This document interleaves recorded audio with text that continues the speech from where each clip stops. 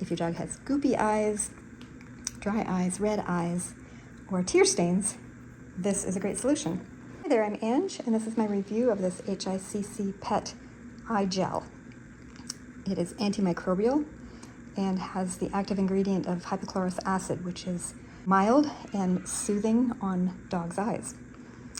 This relieves redness and swelling, dryness and itching, irritation. Just apply a little bit of the gel to your finger and wipe it on the corner of your dog's eye. And it will soak itself in. It can actually go right on the eye if it's vet approved.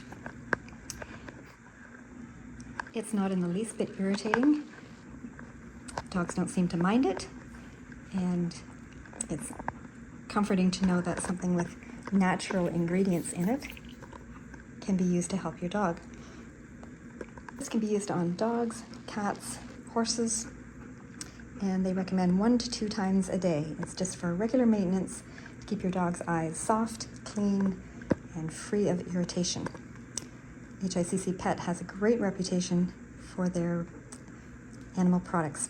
So I hope that helps. Have a great day.